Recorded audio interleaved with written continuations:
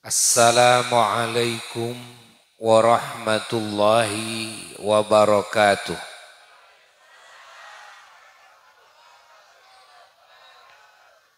Alhamdulillahi rabbil alamin. Wa afdhalus salati wa atammut taslimi ala sayyidil awwalina wal akhirin. Imamil anbiya'i wal mursalin wa khatamin nabiyyin wa rahmatillahi lil alamin wa syafa'atihi li khalqihi ajma'in. Sayyidina wa nabiyyina wa habibina wa syafi'ina wa qurrati a'yunina Muhammad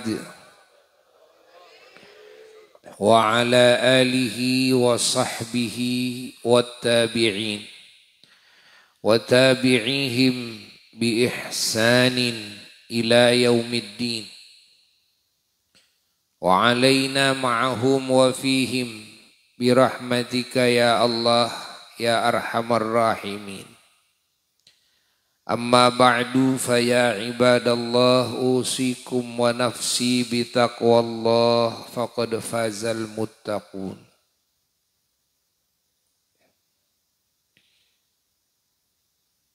Para jamaah yang sangat dicintai, yang sangat dimuliakan, yang sangat didoakan, semoga semua yang hadir dalam majelis ilmu dan majelis zikir ini dan juga yang ikut menyimak melalui audio video streaming Asy-Syifa TV di berbagai daerah yang dekat, yang jauh, bahkan di berbagai negara, yang semuanya semoga selalu dilindungi oleh Allah dari segala kejahatan, makhluk-makhluk yang jahat, dijauhkan dari segala musibah, dari segala fitnah, dari segala penyakit dan wabah. Terkhusus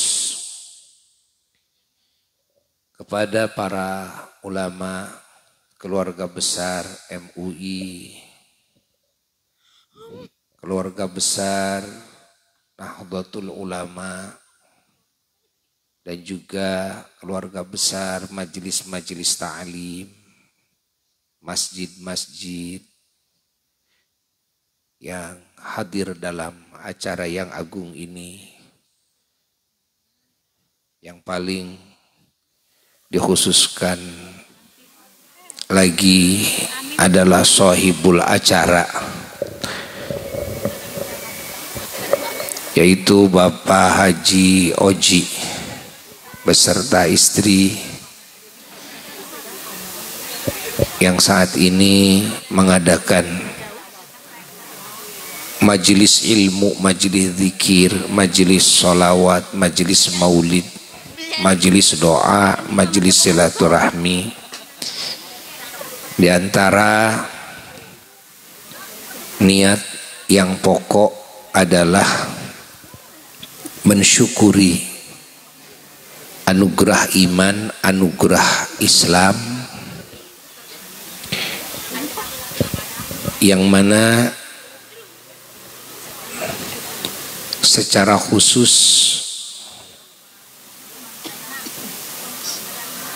yang berkaitan dengan iman Islam adalah anugerah oleh Allah, sudah dikasih petunjuk dan dikasih pertolongan bisa menjalankan rukun Islam yang kelima kemarin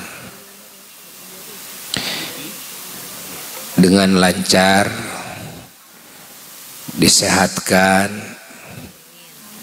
dikuatkan oleh Allah, dan juga dibahagiakan. Amin.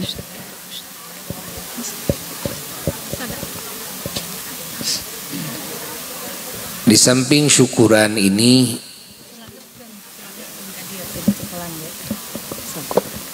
saudara kita sahibul acara memohon kepada kita semua agar haji yang sudah dijalankan itu, bahkan semua amal soleh yang sudah dijalankan, bahkan dengan seluruh amal soleh yang akan dijalankan, jika dipanjangkan umur, semoga semuanya diterima oleh Allah. Amin. Dan dimabrurkan oleh Allah. Itu salah satu tujuan yang utama dalam mewujudkan acara yang agung ini. Bagaimana mungkin orang yang beriman tidak bahagia, tidak bersyukur ketika oleh Allah ditakdirkan bisa menjalankan ibadah kepadanya, bisa menjalankan sholat yang 5 waktu, bisa menjalankan saum Ramadan, bisa mengeluarkan zakat, lalu bisa melaksanakan haji dan umrahnya, dan bisa melaksanakan kewajiban-kewajiban dari Allah yang lainnya, bahkan yang disunnahkan pula, baik yang hubungannya dengan Allah secara khusus maupun yang hubungannya dengan sesama makhluk Allah, bisa menjalankan kewajiban-kewajiban kepada sesama dan bisa berbuat kebaikan-kebaikan selebihnya dari kewajiban kepada sesama. Ini pasti bagi orang-orang yang beriman adalah suatu kebahagiaan yang tak terhingga. Karena orang yang percaya kepada Allah, yang percaya kepada Rasulullah sallallahu alaihi wasallam, yang percaya kepada Al-Quran firman Allah, yang percaya kepada janji-janji Allah, yang percaya kepada akhirat, yang percaya kepada hari balasan, yang percaya kepada anugerah-anugerah Allah yang abadi di surga. Maka ketika di dunia ditakdirkan oleh Allah menjadi hambanya yang beriman, yang bisa bertakwa kepadanya, ini adalah anugerah yang tidak bisa dibandingi oleh seluruh kenikmatan dunia, tidak bisa dibandingi oleh semua keindahan dunia. Kenapa? Karena orang yang beriman itu semua meyakini bahwa dunia ini, sehebat-hebatnya dunia, senikmat-nikmatnya dunia, seindah-indahnya dunia, dalam waktu singkat akan ditinggalkan. Ya, punya apapun kita, sehingga tidak ada yang patut dibanggakan, ya, dengan kekayaan tanah kita luas umpamanya, uang kita banyak, rumah kita bagus, mobil-mobil kita mewah, lalu kita punya gelar-gelar dunia, kita punya jabatan-jabatan dunia, lalu kita jadi orang sohor di dunia, ya. Lalu kita dikasih kepintaran, pengetahuan tentang dunia, sementara dunianya kan akan ditinggalkan dalam waktu singkat. Lalu apa yang patut dibanggakan tentang hal itu semua? Orang yang beriman ya kepada Allah, kepada Rasul, kepada Quran, kepada akhirat, kebahagiaannya, nikmatnya, kemuliaannya yang dicari itu adalah yang abadi, bukan yang sesaat. Orang-orang yang beriman itu adalah orang-orang yang punya masa depan yang abadi. Makanya kalau cari selamat, selamat abadi. Cari bahagia, bahagia abadi. Cari kemuliaan, kemuliaan abadi, gitu kan? Cari nikmat, nikmatnya yang abadi. Itulah orang beriman. Berbeda dengan orang yang tidak percaya akhirat, tidak percaya Allah, tidak percaya Quran. Mereka itu hanya mengenal kenikmatan itu cuma dalam kehidupan saja di dunia.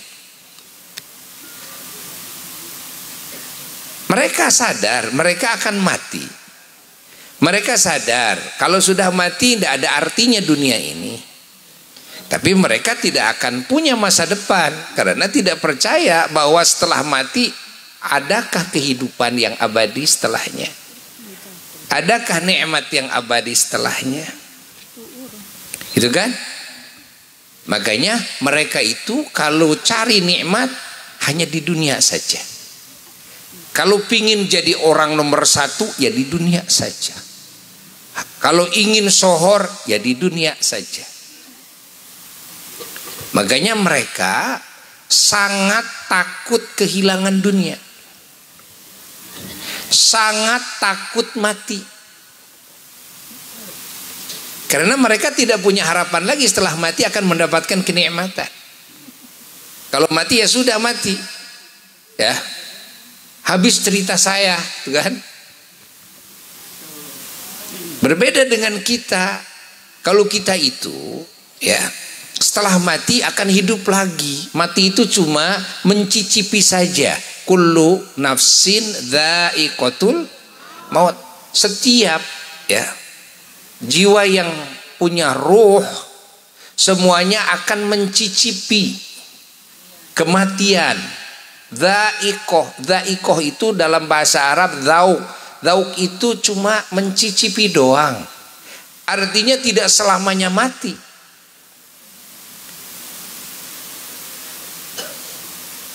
Artinya akan dihidupkan kembali oleh Allah dalam kehidupan barzakh, kehidupan alam kubur sampai hari kiamat.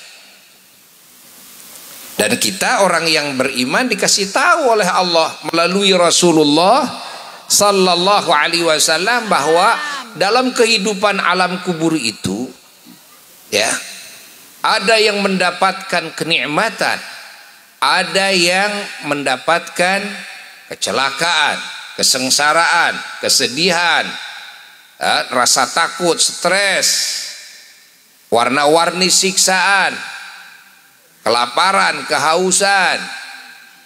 Nah, orang yang beriman itu sudah tahu bahwa hanya dengan beriman kepada Allah waktu hidup di dunia dan ditambah dengan pengabdian kepada Allah Ta'ala waktu di dunia yang disebut takwa, maka kita akan mendapatkan kenikmatan di alam kubur dalam kehidupan kita kelak di alam kubur. Kita akan mendapatkan kehidupan yang menyenangkan. Amin. Kita akan punya rumah yang lebih bagus, lebih mewah daripada rumah yang di dunia. Kita akan mendapatkan makanan, minuman, pakaian yang lebih mewah, lebih nikmat daripada apa yang kita pernah miliki di dunia. Kita akan mendapatkan fasilitas ya yang membahagiakan, yang jauh daripada fasilitas yang pernah kita miliki di dunia, bahkan yang dimiliki oleh orang-orang kaya di dunia ya. Itu berkat apa? Berkat waktu iman, berkat iman waktu di dunia, berkat ibadah waktu di dunia, berkat sholat, zakat, saum, haji, umroh, gitu kan? Berkat baca Quran, baca sholawat, wirid, warna-warni kalimah thayyibah, berdoa, mendoakan yang lain dengan doa-doa kebaikan, berkat berbuat kebaikan kepada sesama, berkat menjalankan kewajiban dalam hidup kepada sesama ya. Suami menjalankan kewajibannya ditambah dengan kebaikan-kebaikannya selain daripada kewajiban kepada istrinya, istrinya juga begitu kepada suaminya, pemerintah kepada rakyatnya, rakyatnya juga kepada pemerintahnya seperti itu, orang tua kepada anak, anak kepada orang tua juga seperti itu. Masya Allah, guru kepada murid, murid kepada guru juga seperti itu, majikan kepada bawahan, bawahan kepada majikannya seperti itu, tetangga kepada tetangga, muslim kepada sesama muslim, muslim kepada sesama manusia, muslim kepada binatang. Berbuat kebaikan nih ya. Jangan dikira kita suka memberi makan kepada kucing itu tidak akan dapat pahala. Jangan dikira kita memberikan makan ke burung tidak akan mendapatkan pahala dari Allah. Orang yang beriman itu tahu sekecil apapun kebaikan yang dilakukan ikhlas karena Allah, dengan dasar keimanan kepada Allah dan Rasulnya dan kepada segala yang wajib diimani ya, dengan ilmu yang sahih dari Allah melalui Rasulullah sallallahu alaihi wasallam, lalu melalui para ulama-ulama sampai guru-guru kita yang ada di masa kita yang kita ambil ilmu Allah melalui beliau-beliau ya. Orang yang beriman itu tahu sekecil apapun berbuat kebaikan Allah tidak akan menyepelekannya. Allah tidak akan menyepelekannya sekecil apapun. Faman ya'mal mithqala dzarratin khairan yarahu. Barang siapa orang yang berbuat kebaikan mithqala dzarrah, sebesar dzarrah, sebesar biji sawi ya, sebesar atom sekalipun, sebesar debu tepung sekalipun, ingat, tetap orang yang berbuat kebaikan itu akan melihatnya nanti. Melihat apa? Satu, melihat data ya, bahwa jelas saya sudah berbuat kebaikan ini ternyata. Padahal kita mungkin di dunia ini kita banyak lupa kepada kebaikan yang pernah kita lakukan. Tapi nanti kita akan tahu yang kita waktu di dunia sudah lupa, kita pernah berbuat A, B, C, D, kebaikan-kebaikan karena kecilnya kebaikan tersebut. Tapi Allah Ta'ala tidak akan menyepelekan kebaikan tersebut, dalam datanya akan tercatat ya, akan tercatat. Setiap hari, setiap malam Allah ya, menyuruh malaikat yang disebut malaikat al-kiramul katibun, malaikat pencatat ya. Ada malaikat raqib, ada malaikat atid. Sekecil apapun perbuatan kita akan tercatat di bukunya. Masya Allah. Jangan dikira tidak tercatat, maka kita akan melihatnya ya rohu. Arti ya rohu itu kita akan melihat Melihat apa? Melihat segala amal yang kita perbuat. Nanti itu akan kita lihat dalam data. Yang kedua, yarohu akan kita lihat sendiri dalam video. Karena nanti oleh Allah Subhanahu wa Ta'ala akan divideokan kembali. Ya. Bahwa kita pernah melakukan ABCD, bahkan kita sudah lupa, ya. Dalam catatan ada. Lalu videonya ada. Padahal dulu saya cuma ngeretek saja dalam hati bahwa saya pernah mengingat Allah, bahwa saya pernah merasa bahagia dengan karunia Allah. Cuma sekilas saja dalam hati waktu saya jalan. Nanti diperlihatkan video alam hati dengan tempatnya di mana, hari apa, jam berapa, menit keberapa, detik keberapa, ada tuh. Kalau video manusia kan tidak bisa memvideokan alam hati kan. Nah, kalau videonya Allah lengkap tuh, ya, lengkap dengan alam hati kita, ada videonya. Ini makna yarohu. Yaro itu, ya, dari kata ro'a yaro, ru'yah, melihat, ya, melihat.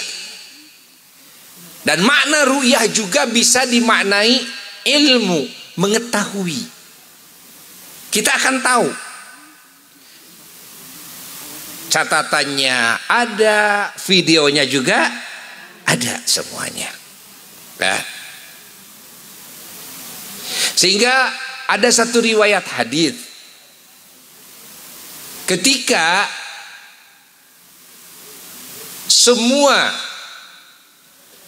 makhluk ini sudah dilewatkan di atas siratal mustaqim, lalu yang selamat di atas siratal mustaqim sampai ke surga, yang celaka naudzubillahi min dzalik, terpleset itu kakinya, terjun ke jurang api neraka. Semoga kita dijadikan ahli surga, dijauhkan daripada siksa neraka.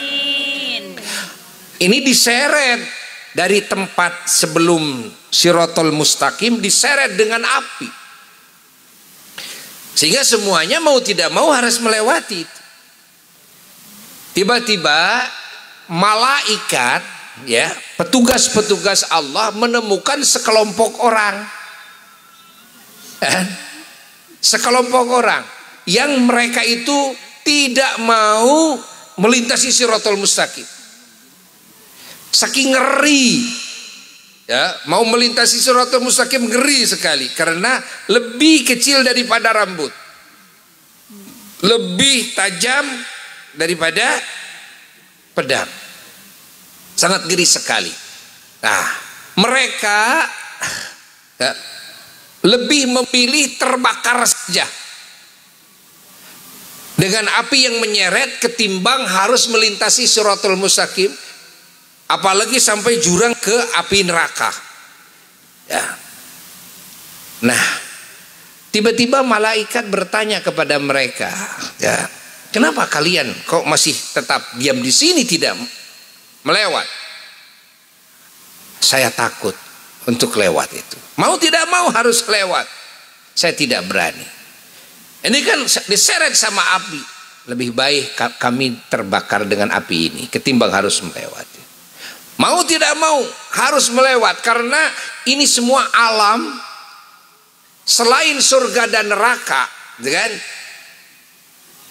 Ini akan disirnakan oleh Allah.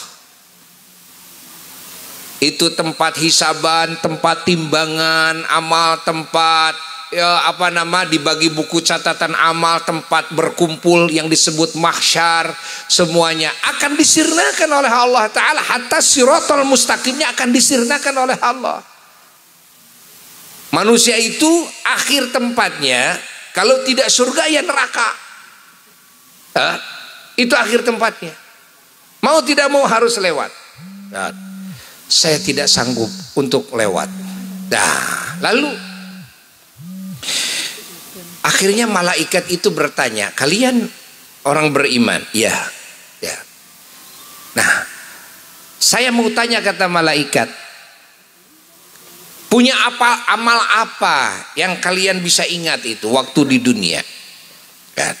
Daripada amal-amal soleh, amal-amal kebaikan. Serempak orang-orang tersebut menjawab, yang saya ingat, saya pernah membuat masjid. Pernah bikin masjid. Ya kan? Jariah dia, pernah bikin masjid. Lalu bikin masjid di mana? Di tempat saya pernah bikin masjid. Akhirnya didatangkanlah masjid tersebut. Begitu didatangkan masjid tersebut, inikah masjid yang pernah kalian buat? Didatangkan itu masjidnya. Iya, ini masjid yang pernah saya buat. Kalau begitu sudah, kamu naik semuanya ke masjid. Akhirnya ini yang pernah jariah masjid di waktu di dunia, naiklah mereka rame-rame ke masjid tersebut. Lalu masjid tersebut melaju dengan sangat cepat di atas Shiratul Mustaqim, dan tanpa ini orang-orang merasakan khawatir, takut itu, takut ini. Tiba-tiba sampai ke pintu gerbang surga. Dibawa oleh apa? Oleh masjidnya. Ini tertera dalam hadis. Ya, ini akan terjadi kelak yaumul kiamah. Ya, karena yang disabdakan oleh Rasulullah SAW tentang apa yang akan terjadi itu pasti terjadi. Sebagaimana yang difirmankan oleh Allah tentang apa yang akan terjadi itu pasti terjadi. Ya, karena semua yang akan terjadi oleh Allah Ta'ala, kan, itu sudah ditentukan segala sesuatunya dari azalinya. Maka Allah memberitahu kepada baginda Rasulullah sallallahu alaihi wasallam. Ada riwayat hadis lagi. Ini perlu jadi catatan orang yang sudah melaksanakan haji dan yang mau melaksanakan haji, ya. Dan juga harus dipertimbangkan oleh orang yang tidak mau melaksanakan haji. Ya. Ada satu riwayat hadis di mana dalam hadis tersebut Nabi kita Sayyiduna wa Maulana Muhammad sallallahu alaihi wasallam menceritakan kelak yaumul kiamah Ka'bah Baitullah akan dibangkitkan kembali oleh Allah nanti di mahsyar. Dan Ka'bah itu hidup. Ya, tidak seperti sekarang merupakan batu. Hidup dan bisa ngomong, bisa berjalan, kan? Lalu Ka'bah itu menghampiri Rasulullah sallallahu alaihi wasallam. Lalu Ka'bah berbicara kepada Kangjeng Nabi, "Ya Rasulullah, ya, umatmu, ya, yang pernah melaksanakan haji, ya, kepadaku," kata Ka'bah, "aku jamin akan memberikan pertolongan kepadanya." Amin. Ya. Ketika melintasi Shiratul Mustaqim, mereka akan suruh memegang kulambu Ka'bah, ya, kiswah Ka'bah. Jadi melintasi Shiratul Mustaqim bersama Ka'bah. Lalu mereka pada mengerumuni Ka'bah, entah segede apa, pokoknya yang pernah berangkat haji, yang hajinya diterima oleh Allah, mereka akan mendapatkan jaminan pertolongan Ka'bah kelak, dan langsung melintas Shiratul Mustaqim bersama Ka'bah sambil bertalbiyah, labbaik Allahumma labbaik, labbaik la syarika laka labbaik, langsung sampai surga dalam waktu yang sangat singkat. Amin. Dengan syafaat apa? Syafaat Ka'bah. Ini dalam hadis. Ya, ini dalam hadis. Allah. Dan juga orang yang pernah melaksanakan haji, orang yang pernah memakmurkan Ka'bah dengan haji dan umrah, itu mendapatkan doanya Rasulullah sallallahu alaihi wasallam ketika Rasulullah sallallahu alaihi wasallam beliau melaksanakan umrah, ya, dan haji. Beliau ketika masuk ke Masjidil Haram, lalu beliau menatap Ka'bah. lalu mengangkat kedua tangannya. Para sahabat menyaksikannya, para sahabat mendengarkan doanya. Apa doanya? Doanya Allahumma zid hadzal baita tasyrifan wa takriman wa ta'ziman wa mamhabatan wa birran wa zid man syarrafahu mimman hajjahu aw i'tamarahu, ya, tasyrifan wa takriman wa ta'ziman wa birran. Ya Allah, semoga Engkau menambah kemuliaan, keagungan, ya, kebaikan, kehebatan kepada bait-Mu ini, dan semoga Engkau menambah keagungan, kemuliaan dan kebaikan kepada siapapun, ya, ingat, yang telah memuliakan bait-Mu ini, baik dengan haji maupun dengan umrah. Masya Allah.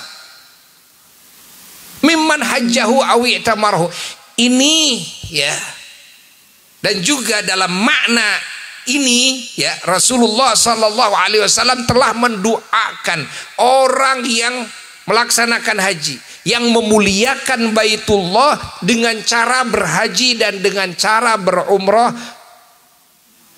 Maka orang yang melaksanakan haji dan umrah mendapatkan doanya Rasulullah Sallallahu Alaihi Wasallam.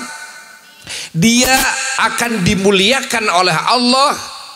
Ingat, dia akan ditambah-tambah oleh Allah keagungannya, dia akan ditambah-tambah oleh Allah kebaikannya. Maka jangan heran kalau orang yang sudah melaksanakan haji kemuliaannya berbeda dengan orang-orang yang tidak pernah melaksanakan haji.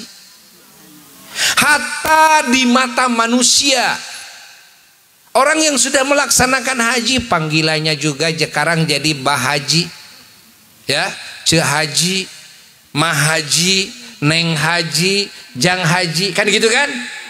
Nah, ini barokahnya doanya Rasulullah Sallallahu Alaihi Wasallam, karena Rasul pernah berdoa seperti itu. Orang yang melaksanakan haji dan umroh itu, ingat, mendapatkan doa Nabi itu, kan? Dimuliakan, ditambah-tambah keagungannya, ditambah-tambah kebaikannya oleh Allah. Jadi orang yang melaksanakan haji bukan akan dihabiskan hartanya oleh Allah, bukan akan dihinakan oleh Allah, tidak.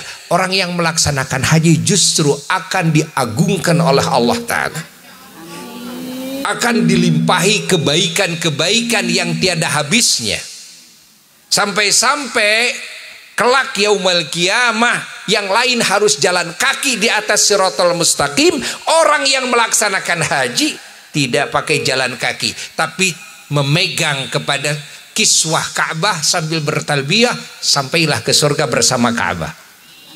Dan di surga pun bersama Ka'bah, karena Ka'bah, ingat, salah satu benda dunia yang dijamin, ya, dikatakan dalam hadis kelak akan dihadirkan lagi di Ka'bah, di surga, akan dihadirkan di surga. Maka semua mukminin mukminat, semua muslimin muslimat, salah satu kenikmatan kebersamaan kelak di surga itu adalah kebersamaan dengan Ka'bah Baitullah. Masya Allah, fahami oleh kita semua, ya. Maka pantas, wajar kalau orang yang dianugerahi haji lalu mengadakan acara syukuran. Memang seharusnya ini anugerah yang hebat, jangan dianggap sepele. Ingat, yang sepele aja, yang sepele ini tetap akan kita lihat nanti, akan ada videonya. Dan makna yarahu, ya, nanti fama ya'mal mithqala dzarratin khairan yarah, yarah itu yarahu, maknanya adalah akan melihat sendiri kepada ganjarannya. Seperti apa sih ganjaran amal soleh yang pernah lakukan? Kan di sini kita tidak tahu. Yang dikasih tahu oleh Allah, ya, ingat, yang dikabarkan oleh Allah hanya sebagian kecil. Intinya akan dikasih surga saja. Adapun secara terperinci Allah tidak kasih tahu kepada kita, ya. daripada pahala zikir apa, pahala subhanallah apa, alhamdulillah apa. Dibeda-beda oleh Allah amal soleh itu, karena Allah akan membeda-beda pahalanya kelak. Makanya Imam Nawawi, Imam Muhyiddin Abu Zakaria Yahya bin Syaraf An-Nawawi radhiyallahu ta'ala anhu, beliau imam para ahli hadis dan imam para ahli fikih. Beliau pernah mengatakan bahwa setiap mukmin itu seyogyanya setiap harinya itu ya bisa mengamalkan warna-warni amal soleh. Kenapa? Karena dengan warna-warni amal soleh kelak nanti yaumal kiamah pahalanya juga, ganjarannya juga itu warna-warni. Tidak akan sama pahala baca subhanallah dan pahala baca alhamdulillah, dan juga pahala baca la ilaha illallah, pahala baca Allahu akbar, pahala baca hasbunallah wa ni'mal wakil, pahala baca astaghfirullahalazim, dan atau kalimat thayyibah lainnya. Tidak akan sama pahala baca surat Al-Fatihah dan surat Al-Baqarah, begitu pula surat-surat yang lain. Tidak akan sama pahala sholat sunnah qobliyah dan ba'diyah, sholat rawatib dan witir, dan juga sholat duha, ada sholat tahajud, ada sholat ya, apalagi awabin, ada sholat istikharah, ada sholat taubat, ada sholat hajat, dan ada sholat safar, ada sholat masuk ke rumah kembali dari bepergian kita, dan ada sholat tahiyatul masjid, ada sholat syukril wudu. Ini tidak sama. Apa hikmahnya oleh Allah dibeda-beda? Di antara hikmahnya, satu, agar kita sebagai hamba Allah tidak jenuh dalam beribadah kepada Allah. Jadi variatif. Ada sholat, ada zakat, ada saum, ada haji. Variatif kan ibadah itu. Yang kedua, hikmahnya adalah bahwasanya Allah akan menciptakan pahala, ganjaran, nikmat, ya. Ingat, dibeda-beda oleh Allah Ta'ala. Kelak itu dibeda-beda. Makanya usahakan segala bentuk amal soleh, upayakan bisa kita lakukan dalam setiap harinya. Agar apa? Agar segala macam warna-warni pahala, warna-warni ganjaran, warna-warni kenikmatan dari Allah kita dapatkan pula. Ya, kita dapatkan pula. Jangan sampai kita ngegel curug. Yang lain dapat pahala qobliyah ba'diyah karena waktu di dunia sholat itu tidak pakai qobliyah ba'diyah, fardu doang. Akhirnya ngegel curug kita. Loh, yang lain kok dapat taman itu, yang lain kok dapat gedung itu. Gedung apa? Oh, itu gedung ya oleh Allah Ta'ala diciptakan dari dan qobliyah ba'diyah. Itu ada gedung, ada istana dari witir. Ini ada istana dari solawat. Ini ada macam-macam itu, macam-macam. Fahami oleh kita semuanya. Maka Buya hadir di sini ikut berbahagia pula. Ya, dengan kebahagiaannya ya Abah Haji Oji beserta istri yang sudah melaksanakan haji, bukan cuma haji saja tapi warna-warni amal saleh dalam hidupnya. Semoga semuanya diterima oleh Allah Subhanahu wa Ta'ala ya, sehingga semuanya membuahkan segala bentuk nikmat, membuahkan derajat yang tinggi, membuahkan keselamatan, kebahagiaan, kemuliaan yang abadi ya sampai surga. Dan mudah-mudahan keberkahannya juga Allah limpahkan kepada keluarganya dan anak cucunya dan keturunannya. Amin. Dan kita semua semoga mendapatkan bagian. Amin. Nah, ada satu hadis ya dari Rasulullah sallallahu alaihi wasallam diriwayatkan oleh Al-Imam Abu Musa Al-Asy'ari radhiyallahu ta'ala anhu. Begini kata Kangjeng Nabi, Al-Hajj yushafa'u fi arba'i mi'atin min ahli baiti. Kata Kangjeng Nabi SAW, orang yang melaksanakan haji itu oleh Allah dikasih wewenang bisa memberikan syafaat pertolongan kelak yaumul kiamah kepada 400 orang keluarganya. Subhanallah. Ya, jadi bukan cuma Abah Haji saja. Abah Haji nanti bisa memilih siapa yang akan dibela oleh Abah Haji dan Mah Haji ini daripada keluarganya.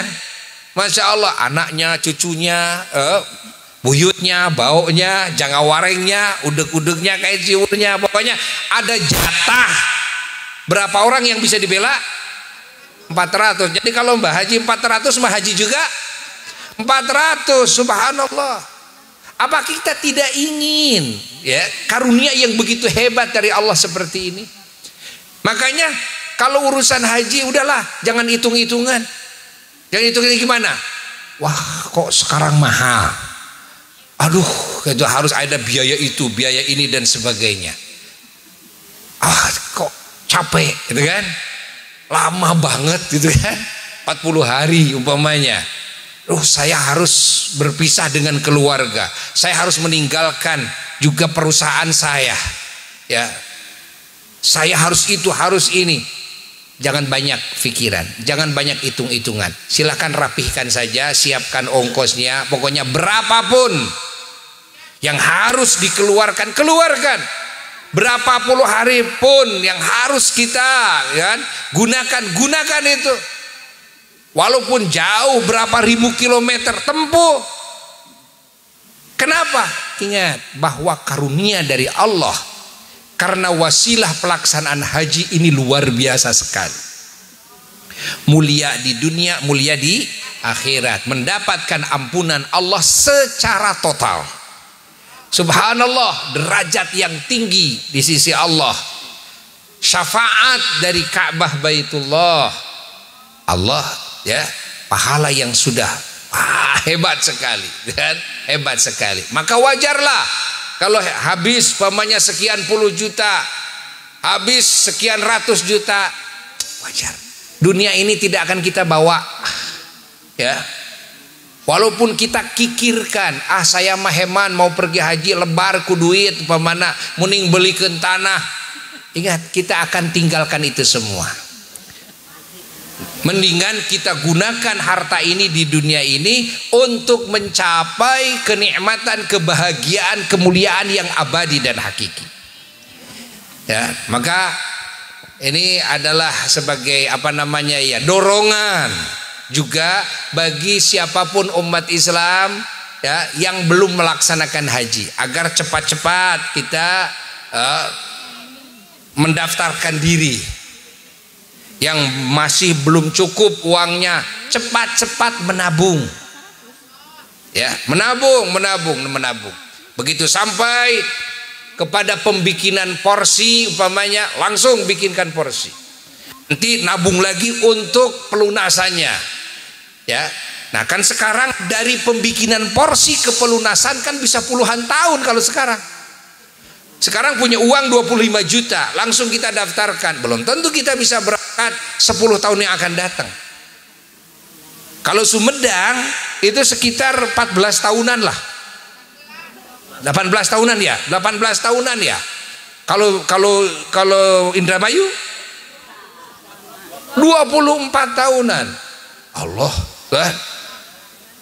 Makanya usahakan umat Islam sekarang, usahakan kalau yang punya duit, usahakan anak kecil juga ya didaftarkan. Kan yang boleh didaftarkan itu kalau aturan kemarin 12 tahun kan, baru bisa didaftarkan 12 tahun nanti ya. Begitu tahun keberangkatan untuk Indramayu berapa tadi? 24 tahun kemudian dengan 12 tahun berarti berapa? 36 tahun. 36 tahun kan sudah, ya kan? Bukan anak-anak lagi. Bukan anak-anak lagi kan, 36 tahun sudah anakan lagi. Bukan anak-anak lagi tapi sudah anakan lagi itu. Ya kan? Nah, jadi sekarang daftarnya udah 60 tahun. Loh, kan? Mau berangkatnya kapan gitu kan? Makanya banyak sekali calon-calon jemaah haji yang tidak keburu pergi padahal sudah punya porsi. Banyak sekali gitu. Karena tadi mendaftarkannya ya sudah terlalu tua ya. Makanya ayo kepada saudara-saudara umat Islam ya yang masih muda-muda, cepat sekarang ya, utamakan rukun Islam dalam hidup ya, karena rukun Islam akan dibawa mati. Ketika rumah tidak akan dibawa mati, mobil tidak akan dibawa mati, tanah kebun taman tidak akan dibawa mati, emas perak tidak akan dibawa mati, ingat. Tapi rukun Islam ini akan dibawa mati. Ingat, maka perhatikan oleh kita semuanya. Ya, utamakan dalam hidup sebelum kita mati, ya, sebelum kita mati usahakan kita bisa melaksanakan dulu rukun Islam dengan sempurna. Semoga kita semuanya yang belum melaksanakan oleh Allah dikasih rizki bisa melaksanakan di waktu yang akan datang ya. Nah itulah yang bisa Buya sampaikan dalam majelis yang mulia ini. Mudah-mudahan kalimat ini manfaat dan berkah bagi semuanya ya. Abah Haji dan Ibu Emah Hajinya selalu ada dalam lindungan Allah, disehatkan, dikuatkan ya, dan juga dijaga kemabrurannya oleh Allah sampai menghadap Allah Jalla Jalaluhu wahdah. Amin.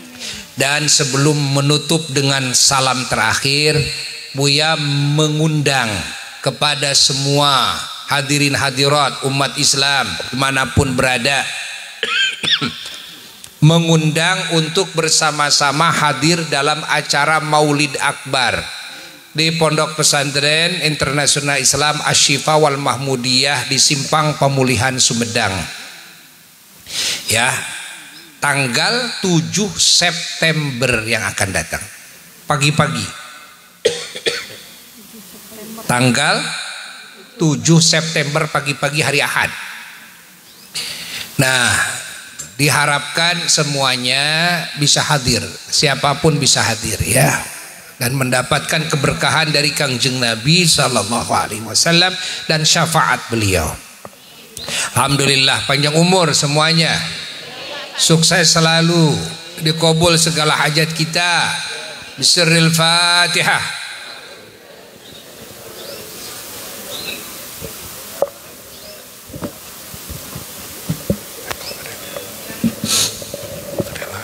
Sekian dari Buya. Wassalamualaikum warahmatullahi wabarakatuh.